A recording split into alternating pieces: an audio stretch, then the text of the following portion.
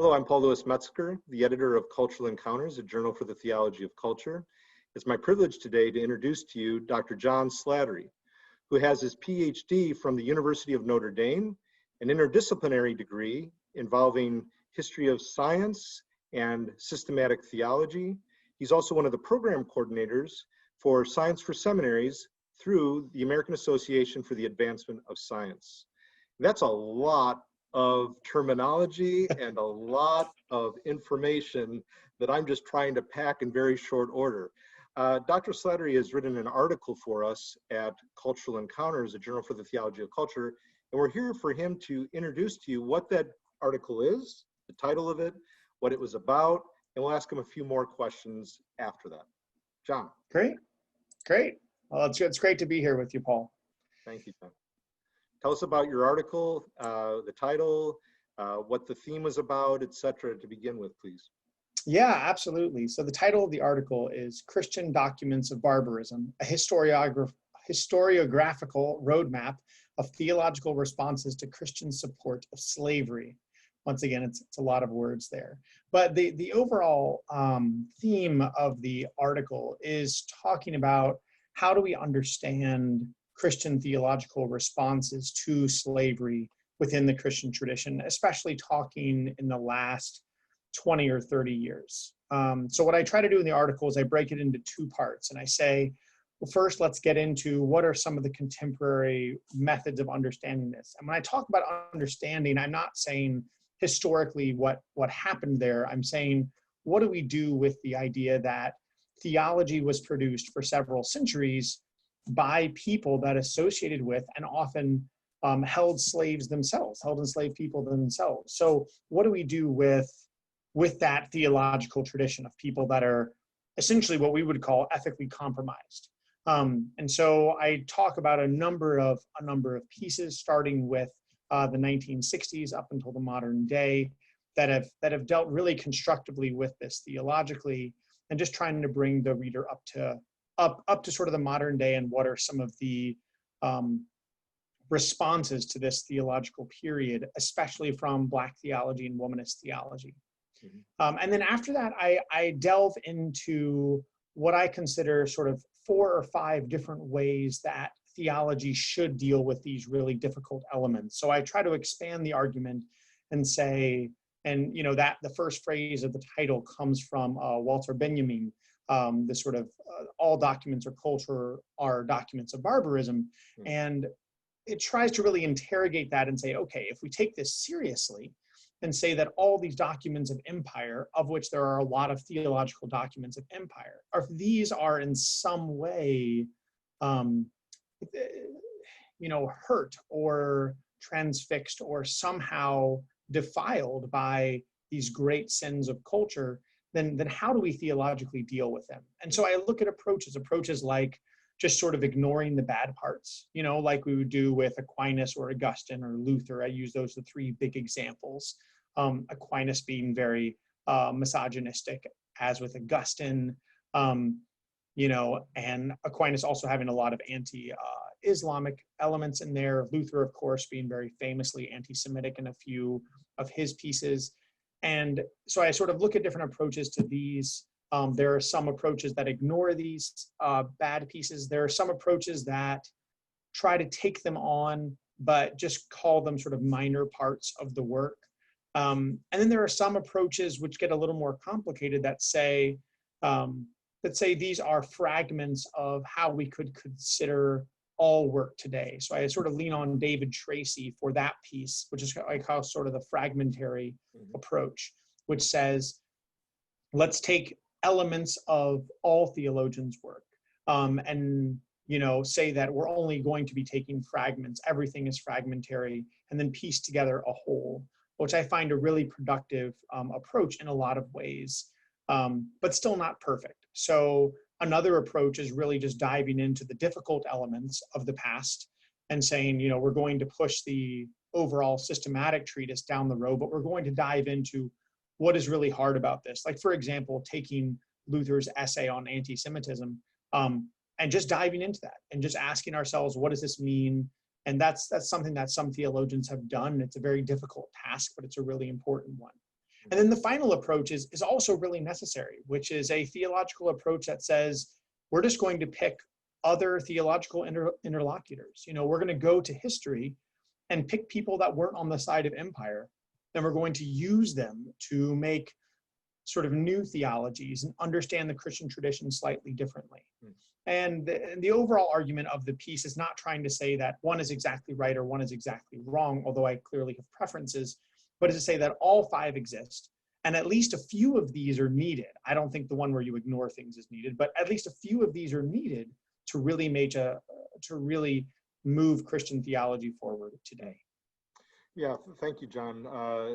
It's an excellent overview for an excellent article in Cultural Encounters. It was part of a journal issue, as you know, John, on historiography and reception and how we engage and how we bring things into the present. We're dealing with Bonhoeffer in that issue and others, and just different receptions, so to speak, of Bonhoeffer and the like. And you're complexifying matters and also bringing it home in terms of, okay, what bearing does that have on today? And, we have statues that are being torn down, and we're thinking through America's own complicated history on race, just as the article is getting at, and Christianity's complicated history with race and the like. And so your article couldn't be more timely. We had no idea that, when it was written, which wasn't too long ago, in a recent issue, it would have such bearing on our present context. Any thought there, like one takeaway for the viewer and the listener as to what they will get from that article of yours, this really comprehensive approach, timely approach? What bearing might it have on them today? I think there's a couple of takeaways from it. I think a lot of people were not surprised by, all the protests this summer. I mean, the actual act of the protests themselves are surprising, but of course, all the reasons for them were not at all surprising. Right.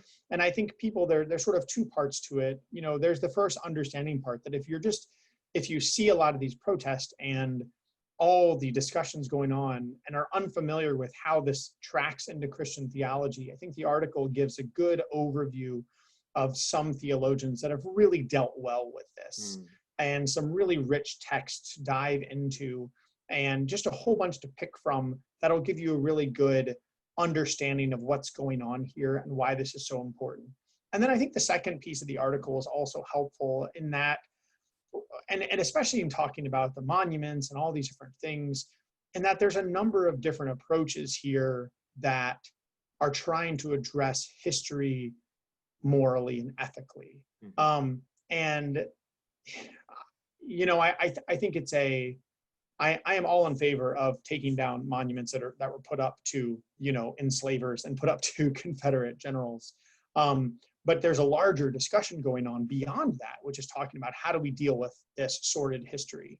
And for people that are not obviously ethically bankrupt, right? For people like George Washington, who owned a bunch of slaves, or and other people like this, I think there's a larger conversation. I think that's where the article is really helpful to say, because that's what everyone is struggling with. But what do we do with these people that seem morally upright in a lot of ways and did a lot of good, but also had a lot of problems? And that's really what I'm trying to get into. And honestly, that's where my work is going too. I mean, it's such a big issue.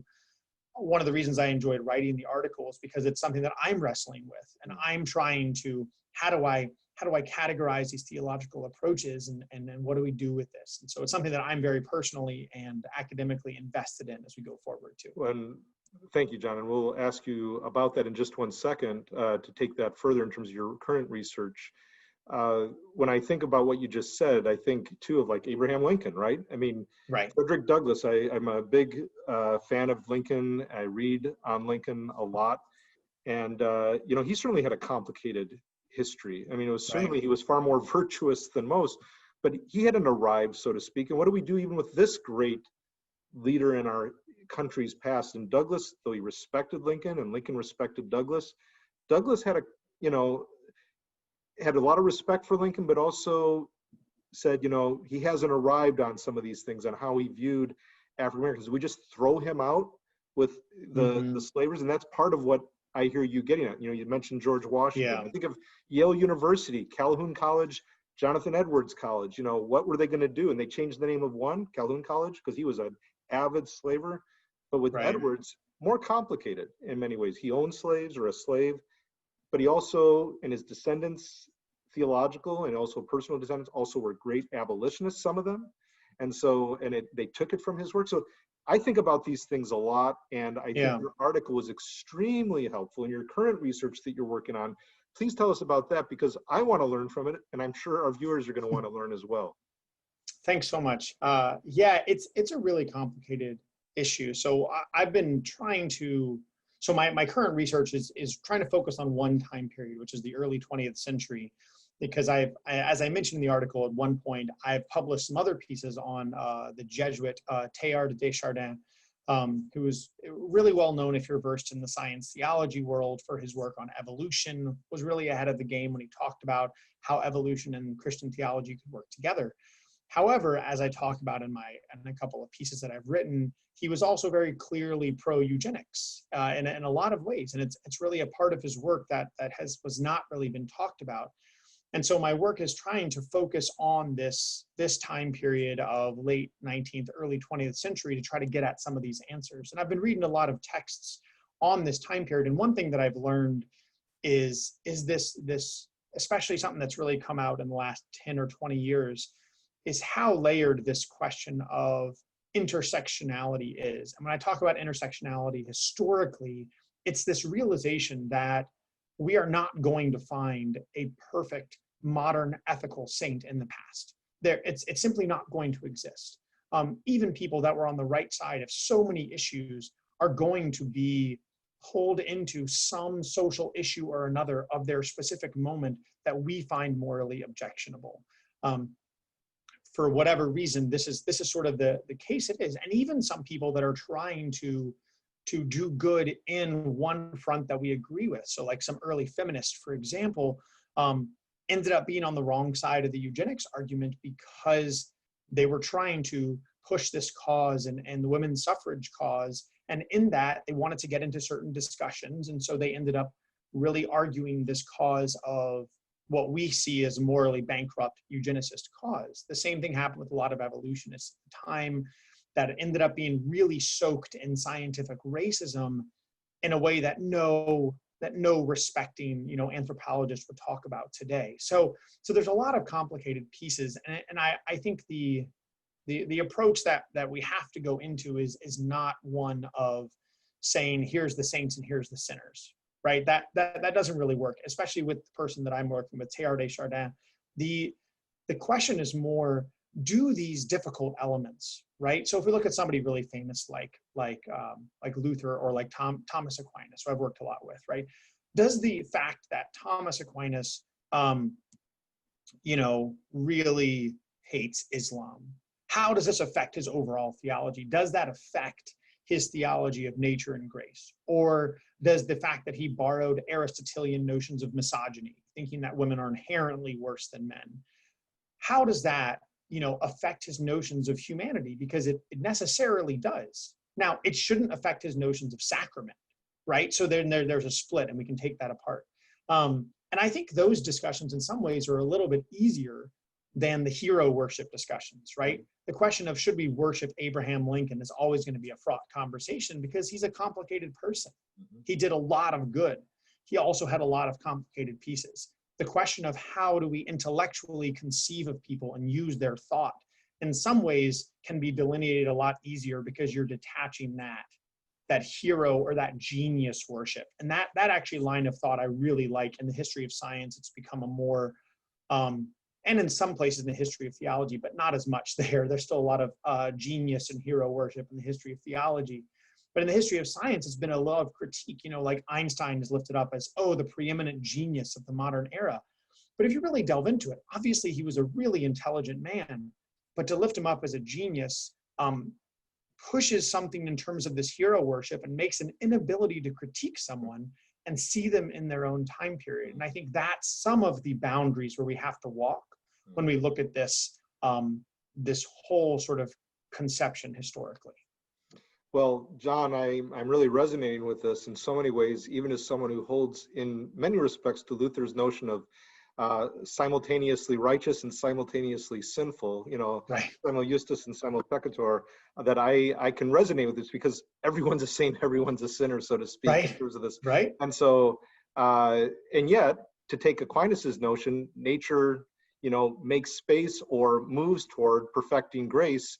We would Mm-hmm. hope that through these theological endeavors, like you're talking about, we can help the church, and we can be a part of a society that's continuing to move toward flourishing in a way that's much more constructive, without somehow having to glorify the past or somehow Right. minimizing the past. That's what I take from what you're saying. And so much there in both the work you did for Cultural Encounters and your current research projects, book form and article form, that we have much to learn from. So this is Dr. John Slattery, who has written for us at Cultural Encounters. Please check out his work. I think T&T Clark, University of Notre Dame Press, Mm-hmm. etc. Some of the works that are coming out. Dr. John Slattery, thank you so much for joining us for Cultural Encounters, a journal for Theology of Culture. And I'm Paul Lewis Metzger, the editor of Cultural Encounters. Thank you for joining us today. Thanks for having me, Paul. This has been great.